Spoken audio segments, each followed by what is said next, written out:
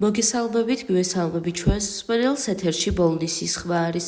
შეგახსენებთ, რომ ბოლნისის ხმა პროექტ მისიხმის ფარგლებში ხორციელდება, რომლის მხარდამჭერია გერმანიის საგარეო საქმეთა სამინისტრო და DVV International. დღევანდელი გადაცემის თემა არის ქალები ეკონომიკაში.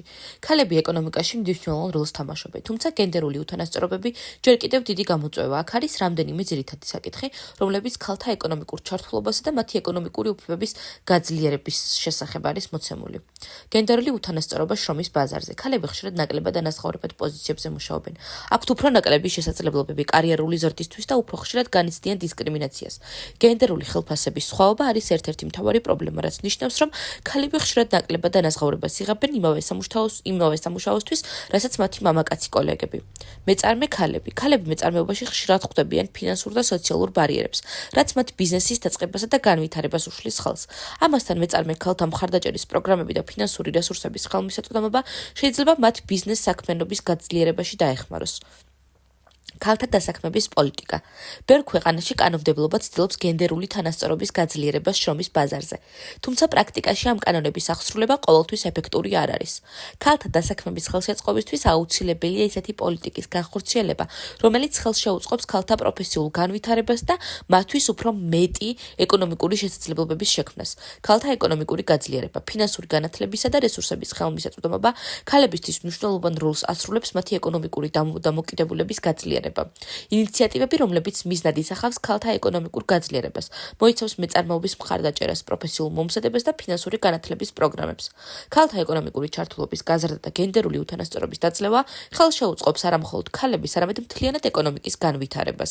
ძალიან დიდი მადლობა იმისთვის, რომ იყავით ჩემი დღევანდელი გადაცემის მსმენელი. მე დღეისთვის გემშვიდობებით, ხოლო გიტოვებთ ჩვენს მეგობრებს თეთრი კარვიდან, მოусვიდეთ, იხალისეთ და ბედნიერ კვირას გისურვებთ.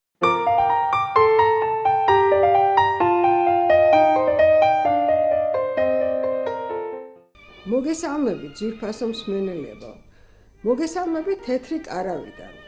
ძალიან დიდი მოწონება დაიმსახურეს იმ კულინარიულმა რეცეპტებმა, რასაც ჩვენი ერთგული მსმენელები გვიგზავნიან ხმოვანი მესიჯებით. შეგახსენებთ, რომ ეს ქალბატონები, როგორც თავად აღნიშნავენ, განსაკუთრებული კულინარიული ნიჭით არ გამოირჩევიან, მაგრამ თითოეული მათგანი გვთავაზობს ისეთ უტყუარ რეცეპტს, რაც მათ ოჯახებს წინაპრებისგან გადმოეცათ, ბებიებისგან, დედებისგან და კიდევ უფრო შორეული წინაპრებისგან. და თუ თქვენც ზუსტად დაიცავთ მითითებულ ნორმებს, აუცილებლად მიიღებთ საუკეთესო შედეგს. აბა, მოусმინოთ და კარგად დავიმახსოვროთ. მოგესალმებით ძვირფასებო. მინდა რომ იდეალის ტრადიციული რეცეპტი გაგიზიაროთ. კრემისთვის დაგჭირდებათ დაჭრილი ნიგოზი 1 ჭიქა, დარბილებული კარაქი 200 გრამი, ვანილი და 2 კილა მოხარშული შესქელებული რძე.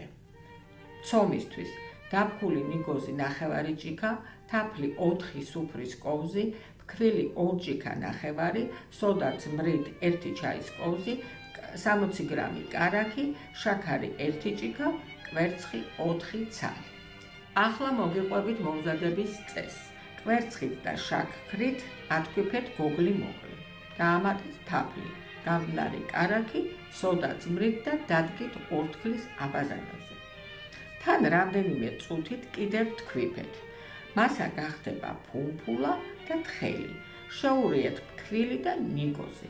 ცეცხლი გამორთეთ და ცომი დატოვეთ კვლავ ორთქლზე. საშუალო ზომის ფორმას დააფინეთ პერგამენტის ქაღალდ. გადაიტანეთ ცომის მესამედი და გააბრტყელეთ ფქვილიანი ან სველი ხელით. ცომი როცა თბილია, ადვილი სამუშაოა და კარგად ბრტყელდება. გამოაწყვეთ 180 გრადუსზე რამდენიმე წუთი, სანამ ღია ოქროსფერს მიიღებს.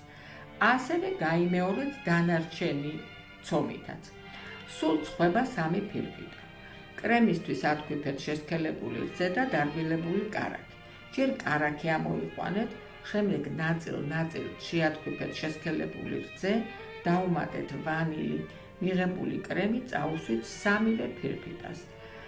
მათ შორის გვერდებზეც ფენებს შუა მოაყარეთ ცოტა დაჭრილი ნიგოზი. ასევე ნიგზით დაფარეთ ზემოდან და სურვილის შემთხვევაში გვერდებზეც ნიგოზი შეგიძლიათ წინასწარ მოხალოთ. ნამცხვარი მთელი ღამით გააჩერეთ მაცივარში და მხოლოდ შემდეგ დაჭერეთ. მოგესალმებით მეგობრებო, მინდა რომ ჩემი საყვარელი ვაშლის პეროგის რეცეპტი გაგიზიაროთ.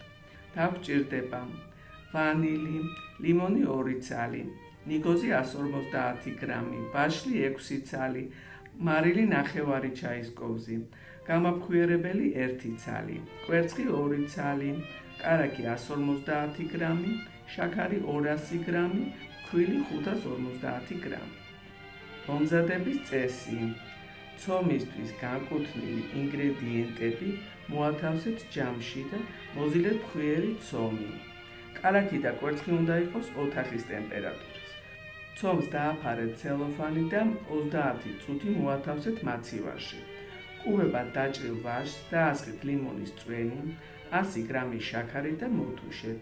ვაშლი გამოუშვებს წვენს და იმდენი ხანი უნდა მოთუშოთ, სანამ წვენი არ დაშრება. დაამატეთ ვანილი და როდესაც გაგრილდება, დაამატეთ ნიგოზი. შემდეგ ფორმას გადააკარით საცხობი ქაღალდი, ან წაუსვით კარაქი და გადმოიტანეთ ცომის ნახევარი. გადაანაწილეთ კარგად ფორმაში, ისე რომ გვერდები ამოიწიოს. დაადეთ ვაშლის ნიგვზიანი გულსართი და ზემოდან მოაყარეთ დარჩენილ ცომს. გამოაწვეთ 180 გრადუსზე 40 წუთით.